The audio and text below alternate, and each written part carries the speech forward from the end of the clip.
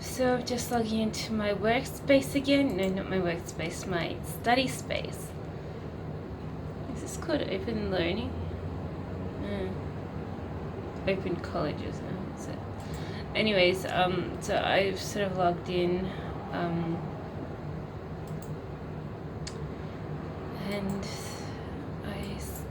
so today I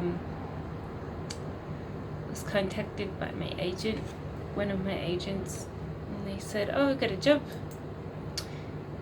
So I rang up for the job, and lo and behold, they employed everyone they want to employ on Friday, and they filled the numbers on Friday. And so they didn't have any job left to fill. So that was a disappointment because for a little while I was like, wow, this is like my new opportunity. Like, if I get this job, it'll be great. I won't have to struggle for cash, and I will be able to keep protecting myself from COVID by staying indoors. So it's sort of exactly what I sort of needed, because I don't really like the prospect of going outside while there's a lethal virus around, and since everyone thinks it seems like a little bit of a plan from the government, they could be planning a virus in, say, air conditioning, like on trains and stuff. I mean, you don't know that, but just say they did, just to heighten the cases of COVID, because some people think it's a little bit of a conspiracy that no one actually can see people who are sick, and the government sort of started the awareness of it and continue to heighten it, even though the world doesn't seem very much different, So people think it's a government thing to kick people out of their jobs, to build a new sort of social hierarchy, keep only the most important people in jobs, to widen the gap between who's powerful, who's rich, and who's not, and to really put the world on suspension from earning money, so that the world can be reordered in a new order, so that it can maybe be growing more successfully in the future, or have that wider gap to allow people who are already on top, more leverage, so that they can be, on top of the world for a longer time without any threats and stuff. So, that's what some people think, because everyone walks outside and thinks, oh, it's just a normal day, there's no diseases, and so I think, well, what if the government or anyone planted the disease on a train, either by making scheduling a diseased person to walk on the train, or by putting it in the air conditioning or something. I mean, I know it seems far-fetched, but it could be possible, and so it makes you scared of going out on the trains and stuff every day. So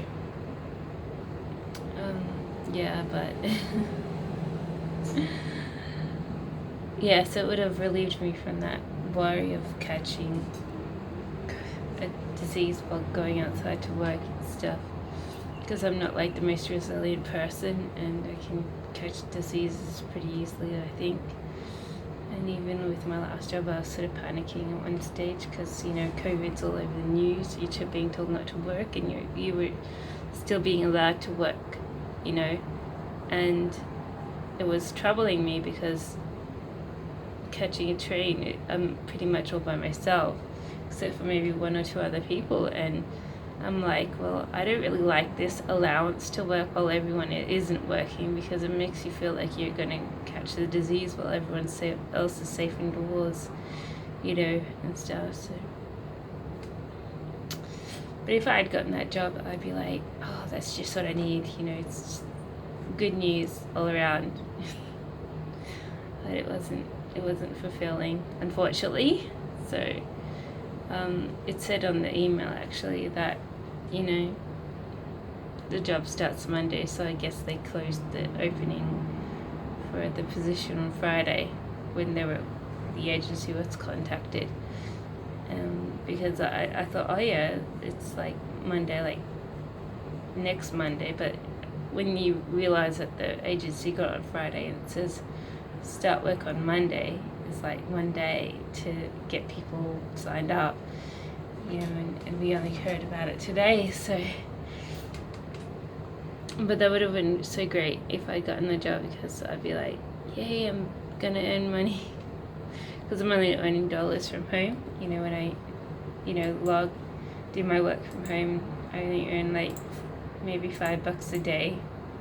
It's not very much. And I have to pay, because my parent,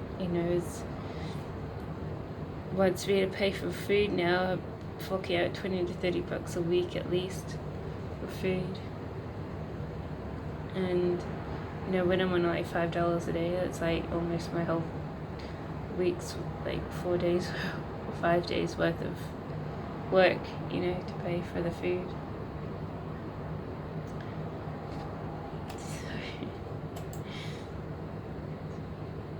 So anyway, I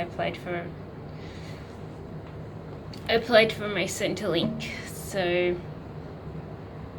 I might be getting Centrelink soon, but I might also be getting a letter to state whether I do need to pay Centrelink back for a study allowance that I was put on 2017 to 2019 or something. So 2 years worth of study allowance I have to pay back.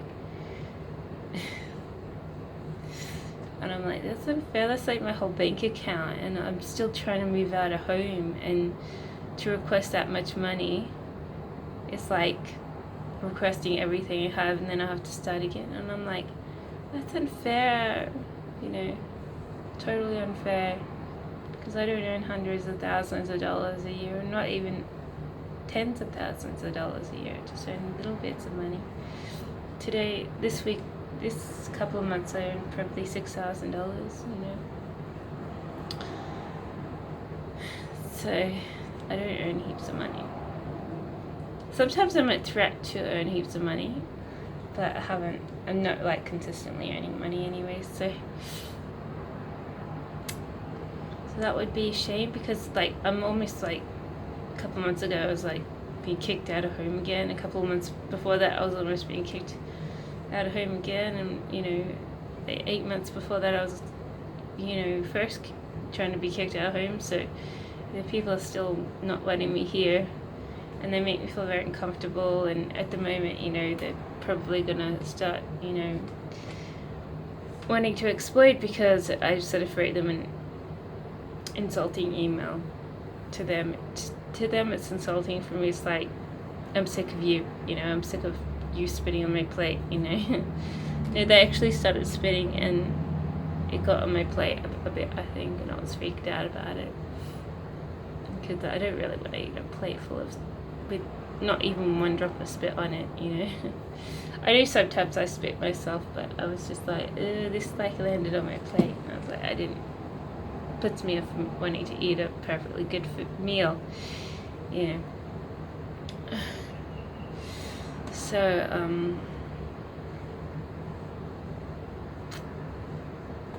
so I told them through a text that I wasn't going to have dinner with them anymore. And so yesterday, I was trying to talk to them, and they wanted to have dinner, and they're like, can you leave? I want to eat this, so they're like going to be like chucking angry about it for a while, It's like neither of us want to eat at the same table anymore, and that's going to, of course, heighten tension. And I'm like, it's so crappy to have to like be living with other people. I wish I could just like leave, but I want to leave into my own apartment, because I already blew all my money on a rental. It doesn't make you feel very good. Like, it makes you a loser because you've spent all your money on a rental. It's in someone's pocket, and you have no place to live.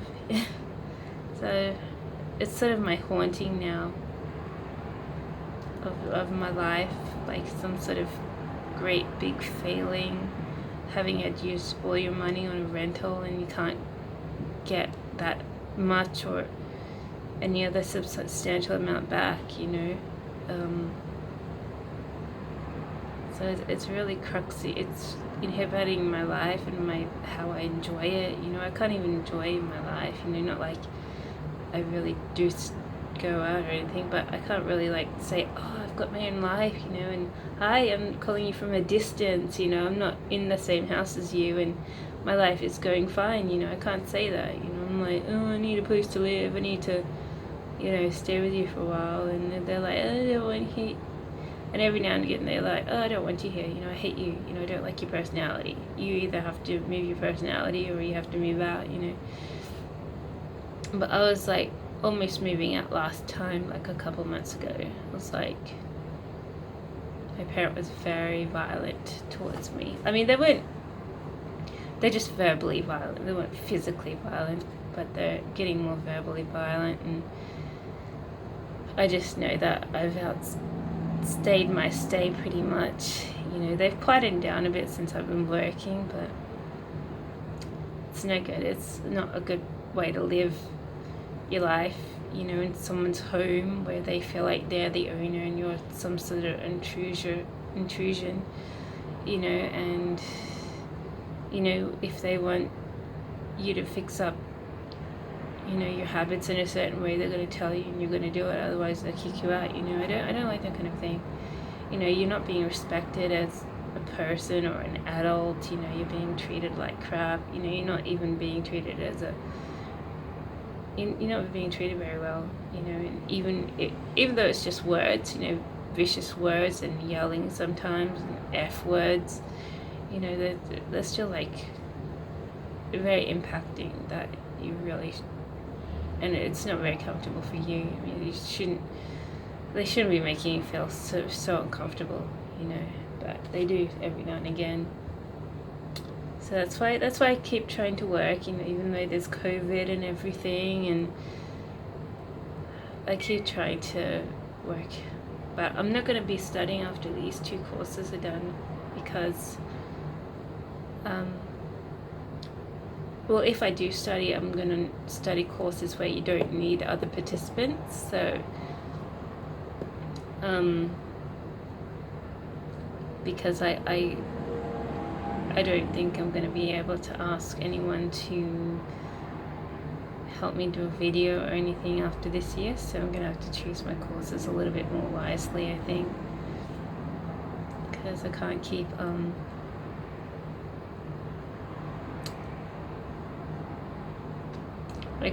living here with other people, you know. I just can't. And I feel like really bad because, I mean, I need to earn millions of dollars, and I don't know how. You know, I'm only earning $10,000, $15,000 in a year, and that's not gonna go find a rent, you know, unless I get the cheapest of rent, which is who knows where. It's not gonna go very far at all in rent, not even in rent, not even. You can't even buy anything on that amount of money. You need like at least 40 grand a year, at least 30 grand actually, maybe 40 grand. But so I don't know what to do about it. I mean, I'm sort of stuck. I'm stuck on what to do.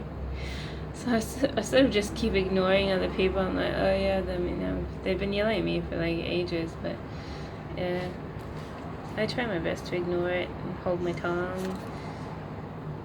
But you know, even in an argument, even I yell a little bit. I'm like, oh yeah, you know, because they try to treat me like they're their husband or something, and very disrespectful, and you know, and I'm like.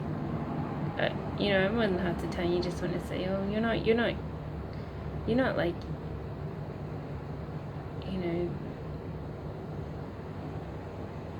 you're like one of their kids, you know, you should have some level of, shouldn't be like barging at you like you're their like husband or something, my want to kick them out. So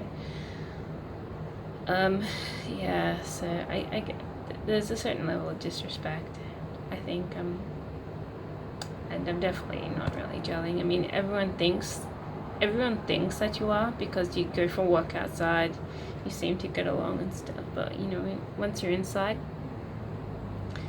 you know, when things fall apart, I mean, most of the time, okay, it's okay. I mean, you just do our own thing, you know, and I try and clean every now and again, like once a week or something, or do something, you know, in regards to housework, but fair enough. I mean, it's pretty smooth most of the time, but it's just when you feel like you're unwanted and you're being told that you should leave. Like, I've only been half told I should leave. If I was fully told I should leave, I would have packed all my bags and left. But I'm only, like, I'm being yelled at 1 second, and then they go away, calm down, come back and say, okay, you can stay for a little bit longer, etc. So, you know, so I'm not being definitely told to leave, otherwise I would have left already. I'm being told I'm welcome and they don't like me, and then they go away, come back, and then say, oh, okay, you can stay for a little bit longer, and they try to organize new house rules and stuff, but yeah, it's always going to blow my face because they really don't want me here.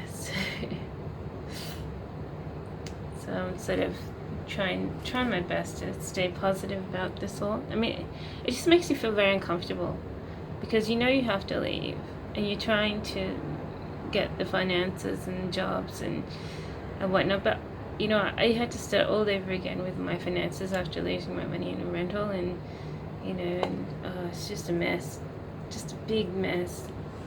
Because, you know, I need to be like a model or something. You know, I need to be earning. I don't know how much models earn, but you know how like one ad can, you know, lead to like hundreds of thousands, if not millions of dollars. You know, I need that kind of income because my parents just want me to rush out and hurry up and go out and never come back. and you know, in jobs you're only earning like $800 a week at best, you know, when you have a job, and that seems very small amounts of money when you're needing in a month $400,000 or something. You know, my parents are like, hurry up and earn money, hurry up and get out, you know. And I'm not in a modeling agency. I've tried modeling before, but my face is too round. It needs to be like elongated, like here. Whereas my face is like short face and round face, and they don't like it, and they don't like my hair when it's out. I look gross, and you know, my body. But at the moment, my body is like really chubby, so they wouldn't like all this stuff, you know. So they'd be like, because I was chucked out of modeling when I was a size 10. They wanted me a size 8 apparently. They wanted me to weigh like 50 kilograms, and I was weighing 54. And they're like, well, that 4 kilograms makes a difference. You know, you look really bad. I'm like, oh. So I was chucked out, and ever since then, you know, everyone's like, oh, you're so fat. You're size 10. You know, you're so fat. You know, and I've full on got like a collarbone here, and you know, my shoulder blades are still fairly sharp, and I've got a little bit of chub on my stomach, but it's still pretty flat. You know. But they want like the hips sticking out, you know, and they want, I still had my ribs, you know, but they want further ribs and stuff, you know, they want you to look thinner and thinner, so that's why modeling didn't really work out, because I was too fat, even though I was a pretty good weight, you know, they're like, and I was also pretty poor as well, so I was with 2 agencies, and one agency took me up because I couldn't afford to go to an interview for swimsuits modeling, and I would be standing there going, oh, this is like so embarrassing because I really don't have a swimsuit kind of body, and I was like a size 12 instead of the size 8 that I walked in on, and so that didn't work out because I didn't have the money to go there, and then I hadn't been able to comment on my size because I hadn't actually gotten to the interview. And then the other one didn't work out because I was too big. You know, size 10 is too big. They want me size 8, but you know, they'll probably want me at size 6 or something, 4 maybe. But it's just pressing me down and down, and I'm not supposed to be like even a size 8. Like, I've totally worked out for that.